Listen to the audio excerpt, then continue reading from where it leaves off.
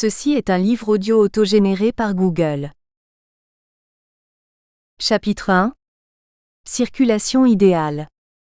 Les circulations vitales des biens et surtout des personnes représentent l'objet principal de l'optimisation de la forme urbaine, du fait de leur grand gaspillage de revenus naturels et humains, gaspillage d'espace et de temps, d'énergie et de matière, de ressources non renouvelables et incertaines d'approvisionnement, perte d'argent 4, de santé ou de vie, production de déchets et de diverses nuisances gâtant les qualités des airs, eau ou sol, les qualités des lieux publics ou privés, des bâtiments ou monuments, des rues ou paysages et bien sûr du climat.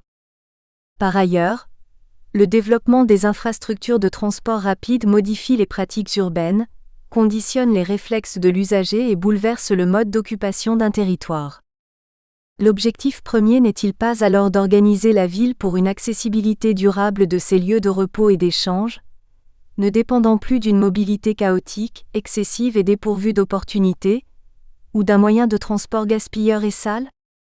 Il existe des modes de déplacement frugaux, propres et conviviaux, dits doux, la marche et le vélo, et pour les longues distances de la grande agglomération ou de la ville aérée, les systèmes de transport collectif comme le tramway, le métro, le train.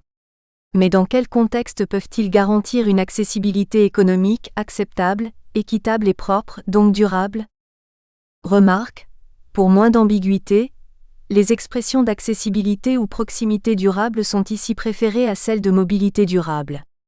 Durable, au sens du développement durable défini, trop vite sans doute, en préambule par son éthique de préservation de l'avenir, la prise en compte équilibrée de ces trois dimensions et le gain d'autonomie. La mobilité est ici la quantité des mouvements, mesurée en voyageurs-kilomètres, voies.km ou tonnes-kilomètres, t.km, plutôt que leur facilité. Or mieux vaut assez de facilité sans trop de quantité. Revenons à la question du contexte. Un moyen de transport forme un système ouvert. Il est constitué d'une flotte de mobiles et d'un réseau collectif d'infrastructures qui coopèrent selon un ensemble de procédures ou règles. Et pour atteindre son objectif, remplir ses fonctions, il agit dans un milieu actif, ici la ville, qu'il transforme progressivement pour le meilleur ou pour le pire. L'étude au plus près de son interface avec le territoire permettra de définir le contexte recherché. Les réseaux de transport. La structure classique d'un réseau de transport terrestre est constituée d'un ensemble plus ou moins hiérarchisé d'axes de communication, de transit, de distribution ou de desserte, qui se croisent tôt ou tard pour former des nœuds et des mailles. La langue française est ici imprécise.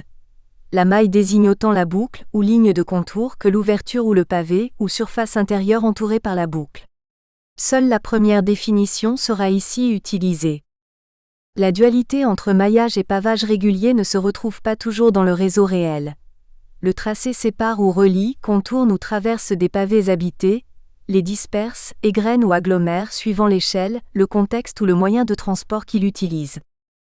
À l'échelle régionale, les villes et les villages occupent les carrefours ou nœuds et s'étirent le long des divers axes. À l'échelle d'une ville puis du quartier, le maillage se resserre, l'habitat et les activités remplissent l'intérieur des mailles. Nous verrons que la ville creuse est imaginée sur une large maille ou boucle. Figure 1, maillage et construction. 1. VP. Sur le réseau routier régional comme sur celui de la voirie urbaine, la voiture particulière, VP, offre un très grand choix d'itinéraires et un accès presque continu le long des voies. Tout le linéaire du réseau semble donc avoir une existence du point de vue accessibilité, en entrée comme en sortie. Toutefois dès qu'une artère prend de l'importance, l'arrêt et la vie en bordure devenant de moins en moins confortables, son accès se limite à quelques points de plus en plus éloignés ou aléatoires. Place de stationnement libre ou que l'on occupe déjà, accès de parking public ou privé, aire de chargement ou de livraison, puis bretelles d'autoroute. Vu d'un point d'origine, l'existence d'un point de destination varie d'intensité en fonction du temps de parcours, autrement dit de la distance et de la vitesse du moyen utilisé pour y parvenir, de son confort aussi. Avec la VP, elle peut être dégradée par le manque de capacité d'écoulement sur les itinéraires probables, par le grand nombre de carrefours à traverser, puis par le manque de places de stationnement au voisinage du point de destination.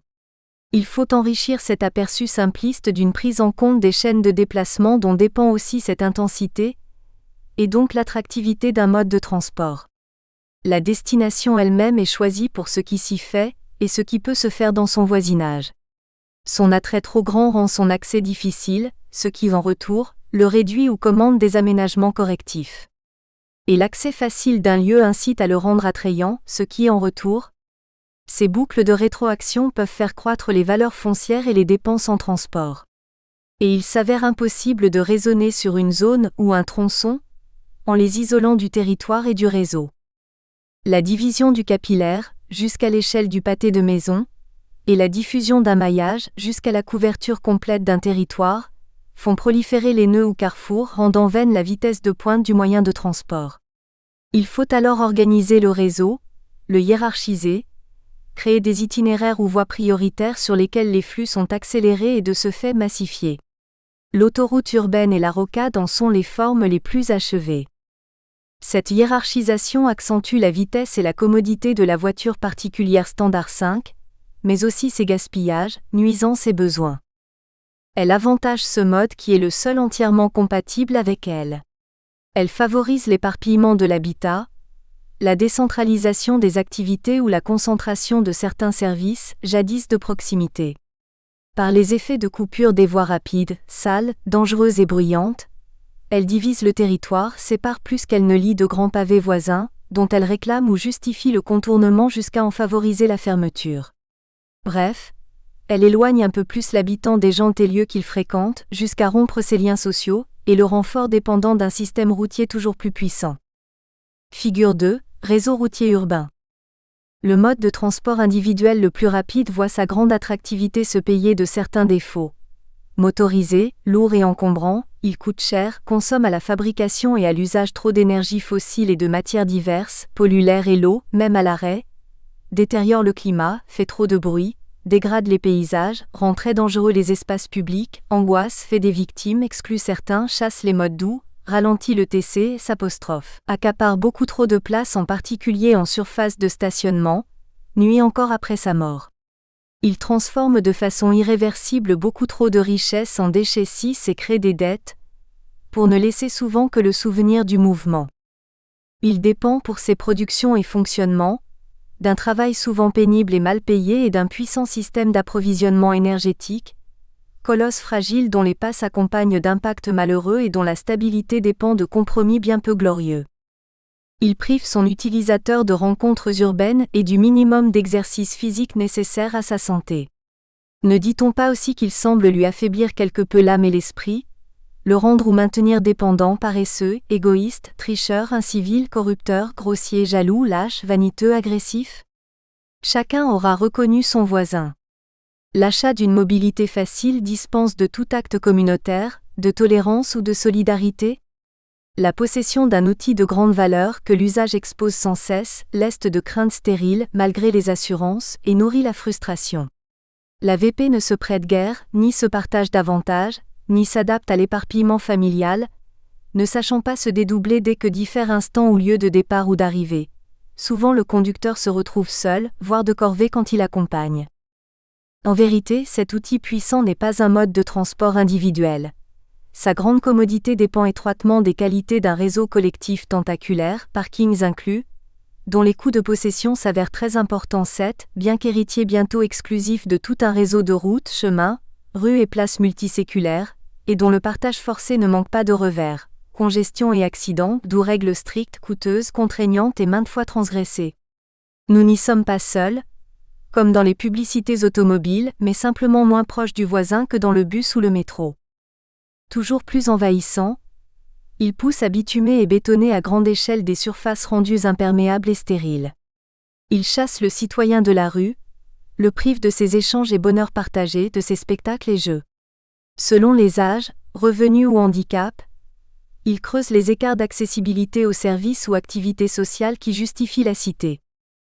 Ce qui pourrait condamner à terme le système automobile comme solution globale, c'est bien la gigantesque surface gaspillée par son infrastructure, voies de circulation, protection et aires de stationnement, et l'énormité des masses déplacées que représente la seule tare de son matériel roulant pour un usage quotidien encore très restreint aux échelles individuelles, sociales et surtout planétaires, Aucune solution énergétique actuelle ne s'est animée de manière durable, économique, équitable et propre, sans épuiser les capitaux et revenus naturels. Les incontournables lois de la mécanique et principes de la thermodynamique font que la généralisation de la motorisation individuelle au quotidien pourrait bien être une utopie au sens d'une chimère. Va-t-on par voiture vers 50 à 100 mètres de voies et 7 places de parking 8, pour une bonne marche du système routier? Vu le volume de notre parc, un coût annuel par place de 70 €, très optimiste, mènerait alors à dépenser en parking autant que pour l'ensemble actuel des routes, et une surface de 35 mètres carrés par place, voie d'accès comprise. Haut de la fourchette, un grand linéaire de voirie n'ayant pas d'autre fonction que l'accès à des places de stationnement, pousserait à bitumer ou bétonner 7500 km², soit autant que le réseau actuel. Le beau principe d'économie des apostrophes. Espace du toyotisme s'arrête aux portes de l'usine. Va-t-on, par citadin, vers un total des déplacements de masse de 25 ou 50 t/km/J9 pour une bonne mobilité urbaine? Alors, compte tenu des consommations prévisibles de notre parc, chacun brûlerait 1 à 4 ing de carburant 10 et produirait 2,5 à 10 kg par jour de CO2, soit 0,25 à 1 tcn. Tandis que l'objectif français en débat pour 2050 est de 0,3 à 0,5 tcn pour l'ensemble des activités, dans l'espoir de limiter le réchauffement de la planète à 2 degrés. Rapport de l'AMI. La VP pour tous? Déjà la demande sociale réclame des restrictions. De plus en plus d'associations de riverains tentent d'exclure le trafic de transit de leurs rues ou s'opposent à l'extension des infrastructures. Les villes dépensent de plus en plus pour combattre les usages abusifs, la vitesse agressive et le stationnement sauvage. L'État légifère pour limiter la mobilité automobile et promouvoir le TC et les modes doux. La Communauté européenne publie un livre blanc du transport et le monde réunit ses dirigeants en sommet pour négocier. Une solution pour réduire les gaspillages et de densifier le long des grands axes routiers, c'est l'urbanisme en doigt de gant qui s'interdit de développer un capillaire à l'intérieur de ces grandes mailles, où la verdure peut rester présente et proche. Mais le trafic motorisé sur les artères rend vite leur environnement peu agréable, à moins de développer un transport collectif, de préférence régulier, rapide, silencieux, propre et capacitif, autrement dit en site réservé, électrique et guidé, tramway ou métro. 2. TC.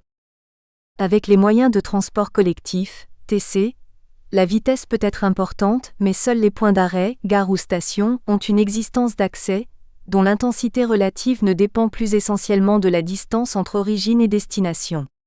Ces points d'arrêt sont distants et distribués sur des lignes indépendantes, et desservis à intervalles de temps donnés.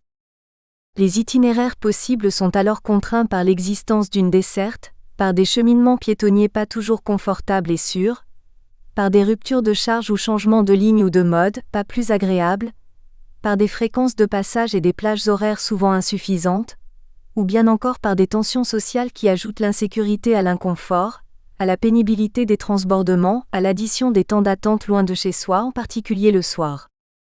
Le bus est freiné et secoué par les dos d'âne, giratoires et chicanes, conçus pour dompter les VP. Son arrêt en encoche, conçu pour fluidifier leur trafic, lui fait perdre encore en confort dynamique et temps de manœuvre. Aux heures pleines, la circulation générale, congestionnée, bruyante et polluante, va jusqu'à diviser par 2 la vitesse commerciale du bus et rend pénibles les cheminements et les attentes à ses arrêts, au moment même où il devrait être le plus efficace et le plus attractif. De plus, la VP, en conformant la ville à ses possibilités ou besoins, disperse la demande de transport loin de l'offre crédible du TC, lui jouant alors son plus mauvais tour. Et le site propre, qui redonne au TC vitesse et confort face à la congestion générale, pourrait bien n'y rien changer. Figure 3, arrêt de bus avec bruit et odeur. Le TC peut être bien moins gaspilleur que la VP. La ligne de tramway peut assurer en pointe un débit correspondant à 10 à 20 voies dédiées à la VP, présenter une surface d'emprise très inférieure à celle du seul stationnement des VP à destination, consommer 10 fois moins qu'elle à mobilité égale, c'est-à-dire par voyageur kilomètre, voie.km. Toujours à mobilité égale, la consommation d'énergie en France du TC urbain, constituée pourtant en majorité de bus thermiques en site banal, serait 2 à 2,5 fois moindre que celle de la VP, chiffre global, étude ADEME. les métros et RER consommeraient 30 à 100 fois moins d'espace que la VP, stationnement compris, et 5 à 10 fois moins d'énergie selon le contexte, Ensemble des TC ferait 10 à 30 fois moins de victimes. Et raisonner à mobilité égale n'a pas de sens si l'adoption générale du mode le plus gaspilleur d'espace conduit à doubler les distances. Ces chiffres sont certes contestables dans la mesure où le contexte et les modalités de chaque calcul ne sont pas toujours définis. Organisation urbaine, niveau de congestion, masse des trafics, taux de remplissage, tronçon central, heure de pointe, source d'énergie primaire, énergie de construction de tout le système. L'important est de savoir qu'il ne s'agit pas d'écart de quelques pourcents entre VP et TC. Et nous allons voir qu'un contexte plus favorable au TC peut encore fortement les creuser. Des études globales, Kenworthy et Newman, IUTP, concernant les agglomérations du monde, montrent que pour les déplacements les consommations d'énergie et coûts par habitant sont corrélées avec les densités de population et les parts modales de la VP. Avec des densités pourtant proches, les écarts peuvent être importants entre villes de niveau de vie équivalent, suivant qu'elles se sont développées ou non autour du TC, énergie 1/5, coût 1/2. Du fait de ses capacités peu modulables et de ses discontinuités spatiales ou temporelles, liées à son efficacité et sa sobriété, le TC demande plus qu'une simple massification des flux. Il lui faut une organisation urbaine adaptée pour que cette massification soit directe et homogène, sans approche pénible ou dépendante d'un autre mode lourd, sans rupture de charge, sans variations excessives du débit selon le tronçon. Augmenter la quantité de l'offre sans faire converger sa structure et celle de la demande conduit à l'échec. La part de marché d'un réseau de TC devient maximale quand tous les points d'origine et de destination se trouvent dans ses aires de desserte, son exploitation optimale quand il est bien maillé et sa commodité idéale quand il ne comporte qu'une seule ligne. Le réseau de TC le plus efficace et le plus attractif est alors une ligne unique en boucle, habillée d'une ville annulaire homogène. Un réseau simple, sans rupture de charge ni effet d'extrémité ou de pointe pour une ville creuse, ni compacte, ni diffuse, simplement organisée autour du TC optimal. Pour une ville sans centre ni banlieue. Figure 4, réseau de TC. Il ne suffit pas de desservir l'origine ou la destination, surtout avec les chaînes de déplacement. C'est pourtant ce dont on se contente en acceptant la dispersion des logements et activités et en admettant, avec les parcs relais entre autres, l'intermodalité entre VP et TC, dont la complémentarité n'est d'ailleurs pas symétrique. On peut commencer avec sa voiture mais on ne l'embarque pas pour assurer une jonction ou finir un trajet. Le plus rigide des modes est condamné à l'inefficacité et à la dépendance. Et le centre dense risque de perdre son attractivité. Pour réduire réellement la dépendance à l'automobile et faire du TC une véritable alternative, il faut se plier à cette exigence d'organisation, qui profite aussi à d'autres fonctions urbaines et réduit d'autres besoins ou dépendances. Au moins faut-il ne pas laisser le système routier donner à la ville une forme à laquelle le TC ne peut s'adapter. Certains indicateurs traditionnels de qualité des réseaux de TC ne sont en réalité que des indicateurs de la désorganisation de la ville, voire de l'incohérence produite par le réseau concurrent. Couverture spatiale, densité ou hiérarchisation du réseau, linéaire de lignes et nombre de véhicules par millier d'habitants, nombre de voyages par habitant et par an, offre kilométrique par habitant, dépenses par voyage, taux de couverture de l'exploitation. S'il est vrai que le TC se rentabilise en massifiant les flux, il est faux de conclure qu'il n'est adapté qu'aux zones très denses. En effet, si son réseau reste simple et dessert l'ensemble des lieux fréquentés, il parvient à capter 1 à 2 voyages par habitant et par jour, contre 0,1 à 0,2 le plus souvent. Pour 10 fois plus de trajets par habitant, la ligne se rentabilise avec 10 fois moins d'habitants desservis. La massification et la rentabilité induite peuvent donc être les mêmes avec des densités de population très contrastées. Curieusement, cette évidence est souvent oubliée, sans doute parce qu'il faut retourner son point de vue pour agir. Ne créer que des lieux fréquentés bien desservis par le TC, reconnus rigides, au lieu de construire un réseau de TC rêvé souple, desservant ces mêmes lieux qu'on aura laissé se disperser sur le réseau routier diffus. Les acteurs capables de voir dans ce sens et d'agir en conséquence devraient être l'élu et l'urbaniste. Mais en ont-ils le temps ? Le transport guidé électrique est sans doute le seul capable d'à la fois rassembler et étirer la ville sans gaspillage d'énergie et de surface urbanisée, et sans dégrader le confort et la qualité des espaces publics et privés. Mais son surcroît d'efficacité et d'attractivité se paye d'autres rigidités. Le guidage mécanique, qui lui donne à la fois une grande capacité, débit et confort, et une faible emprise, facilité d'insertion du site propre continu, fige un peu plus le réseau et complique la gestion des situations dégradées. Les investissements coûteux ne se justifient qu'au-delà d'un certain débit horaire ou trafic journalier par kilomètre de ligne, et le système assume seul la maintenance de ces infrastructures. Nous verrons la valeur durable de ces prétendus points faibles. Il faut ajouter parmi les rigidités propres aux réseaux les plus matériels, une sorte d'obligation de monopole local.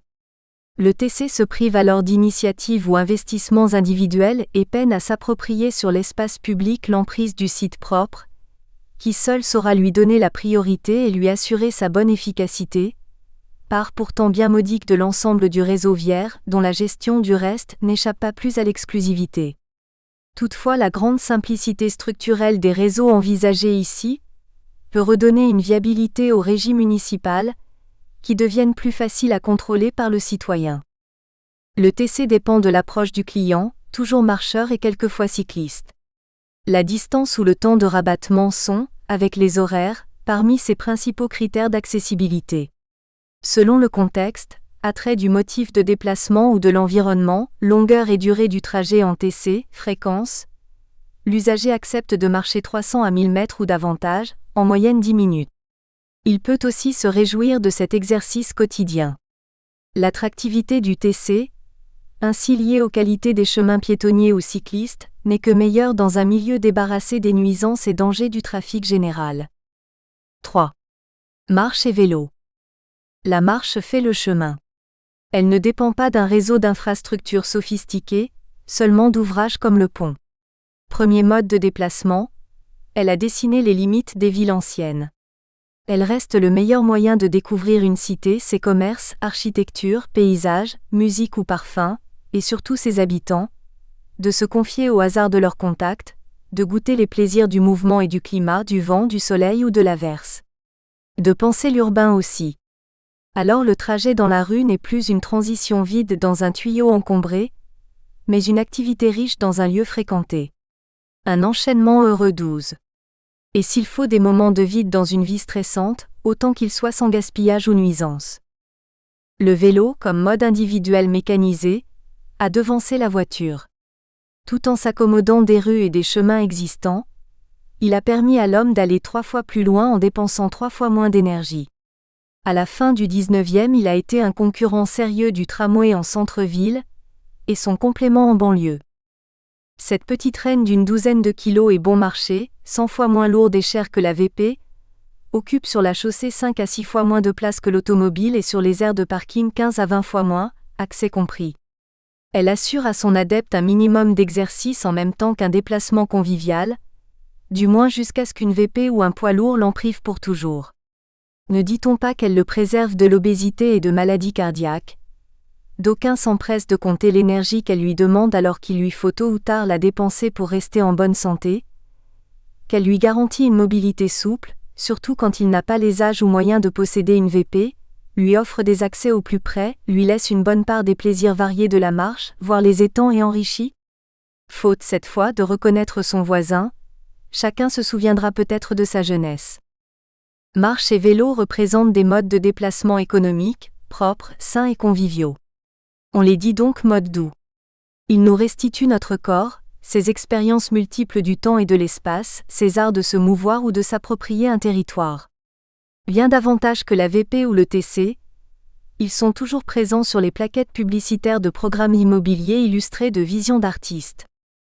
Mais bien qu'ils en restent les compléments naturels, ils sont aujourd'hui fortement gênés ou disqualifiés par le développement des modes motorisés qui s'accaparent, dégradent, étirent, vident et morcellent leur espace traditionnel.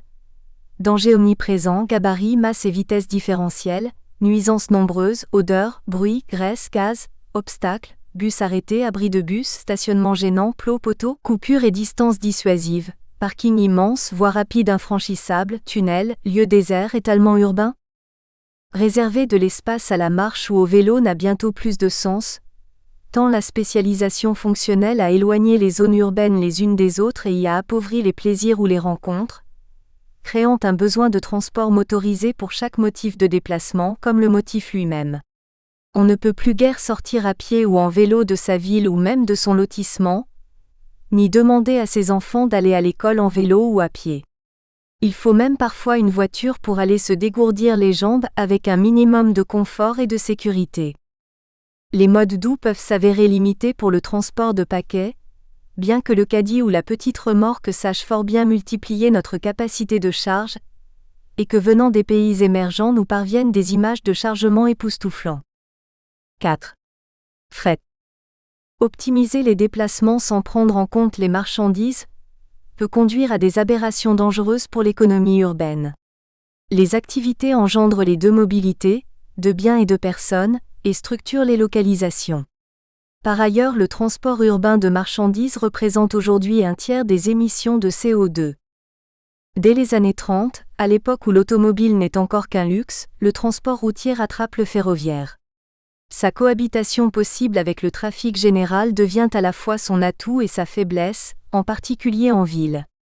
Un atout considérable parce qu'il bénéficie d'infrastructures développées, dont on ne lui impute pas ou peu les dépenses bien qu'il soit le principal responsable de leur dégradation. Une faiblesse parce que ses incompatibilités avec les autres usagers sont nombreuses. Le camion est à la fois ralenti par le vélo et dangereux pour celui-ci, en particulier au carrefour. Il est pénalisé par les aménagements conçus pour freiner l'automobile. Quand il s'arrête pour livrer ou charger, il est gêné par la voiture en stationnement et il perturbe le trafic et le rend peu sûr. Il ornière et fissure une chaussée ou un trottoir guère dimensionné pour sa charge d'essieu. Tout cela s'applique d'ailleurs aux bus, ces bruits et gaz des apostrophes. Échappement dégrade les conditions de vie du riverain ou d'attente de l'usager du TC de surface. Pour faciliter le transport de biens, qui ne savent pas, comme les voyageurs, se regrouper, se transborder et s'éparpiller par eux-mêmes, les fameux coûts très élevés de la manutention et du dernier kilomètre, les activités économiques, plutôt qu'à se tasser autour des gares, ont tendance à se fixer en bordure des voies routières, de préférence au voisinage des grands axes prioritaires comme les pénétrantes et surtout la rocade pour échapper à la congestion du centre dense, décentré mais non dispersé. Le fret devient alors routier, malgré des coûts marginaux, de main-d'œuvre et d'énergie, supérieurs à ceux du ferroviaire 13. Et avec des activités bien regroupées, les charges financières et temporelles de la distribution fine, d'emploi comme de produits, peuvent aussi être reportées sur le salarié ou le client, alors plus sûrement automobiliste puisque dispersé.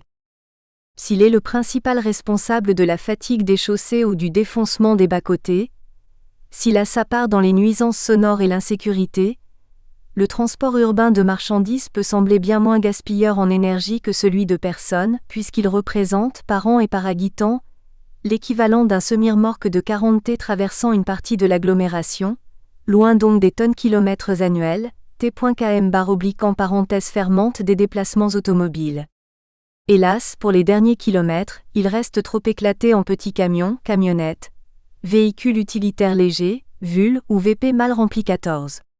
Il est, autant que le TC, pénalisé par la VP qui éparpille la ville et donc la demande de livraison ou collecte. Une réflexion sur les gaspillages du fret routier qui ne prend pas en compte ceux de l'ensemble du système routier, VP comprise, est donc erronée, tant la synergie entre place et VP est importante pour la création des besoins ou la gestion des infrastructures traditionnelles, particulièrement pour celles de desserte finale. Quand les points à desservir sont disposés sur une boucle, les tournées deviennent faciles et peu coûteuses. Mais la rocade routière de 30 km, où se regroupent souvent les activités, ne serait rien qu'un grand manège absurde sans les milliers de kilomètres qui alimentent ses entrées et drainent ses sorties. Sauf à confondre dans une ville annulaire la boucle de TC et la rocade routière, qui se suffirait alors si bien à elle-même que le reste en dépérirait. À condition toutefois de savoir protéger sa proximité des nuisances d'un trafic concentré. La part interurbaine du transport terrestre de marchandises est grande. Il faut sur le territoire national compter par habitant les moyennes annuelles d'environ 35 T de marchandises sur 100 km, dont 14 T de déchets sur 40 km, et 1700 V.km dont un quart en véhicules industriels 15. Pour une alternative ferroviaire interurbaine, en supposant que l'on sache regrouper, transborder et distribuer les marchandises au niveau de chacune des villes, il faut encore savoir relier leurs gares avec un réseau maillé. Quelle taille de maille le réseau doit-il avoir pour à la fois desservir une part suffisante du pays et devenir exploitable? Chaque maille peut-elle s'exploiter comme une immense rocade autonome où tourneraient des rames cadencées de fret? Doit-elle être connectée aux grandes routes maritimes? Là aussi, l'organisation du territoire ne doit-elle pas s'adapter aux rigidités et discontinuités d'un système ferroviaire optimisé, avec des unités d'agglomération en chapelet, et chacune agencée autour d'une plateforme logistique comprenant toujours une gare? À moins que la mégapole ne s'impose. Transport et croissance urbaine. La croissance des mégapoles, qui réclament la vitesse ou s'en nourrit, et qui complique tant les réseaux, serait justifiée par l'optimisation du système productif se basant sur une division très hiérarchisée des tâches, une spécialisation très poussée et des mises en forte concurrence ou coopération des acteurs et de leurs outils qu'il faut donc rapprocher en grand nombre et à grande échelle. Mais jusqu'où? Et comment, dans ces conditions de concentration, préserver la qualité de vie et l'équilibre entre la ville et son environnement? Sans compter que bien souvent le mouvement s'amplifie d'un exode rural massif et incontrôlé. Rapprocher pour rationaliser? Le transport s'intègre au système productif avec de nombreuses boucles d'interaction. Son efficacité n'a rien d'un rapport simple obéissant à des lois isolées et linéaires. Au numérateur, il produit les quantités et rapidités d'accès aux lieux concernés et participe même à l'émergence de leur qualité, valeur, attractivité, productivité, pérennité, diversité. Au dénominateur, il les dégrade aussi, ou bien faut-il soustraire ces dégradations aux valorisations du numérateur, et consomme une grande variété de ressources, énergie, matière, espace, budget, temps? Nous l'avons vu, ce rapport simpliste dépend fort de la rigueur de l'organisation spatiale, que ne cesse de bouleverser les croissances, concentrations ou délocalisations. Et l'on voudrait les systèmes de transport capables de suivre, pour toujours libérer de toute contrainte les choix individuels et agencements collectifs des lieux? Et la production économique n'est pas la seule fin ou cause. Dans un premier temps, l'intérêt de rester proche du centre, de ses emplois et services, exerce une pression trop forte sur les dernières poches vertes entre les doigts de gants qui se sont constituées le long des grands axes. Il densifie les banlieues. Dans un second, l'habitat s'étend comme une tâche avec le développement d'un réseau routier de plus en plus hiérarchisé. La construction d'une rocade modifie les équilibres, rationalise le maillage du réseau routier, attire les activités. Est-ce là le germe d'une ville optimale en boucle? Pour croître encore peut-on tricoter de nouvelles mailles, ou rocades se déplaçant avec le front? Et jusqu'à combien sans perdre leurs qualités initiales?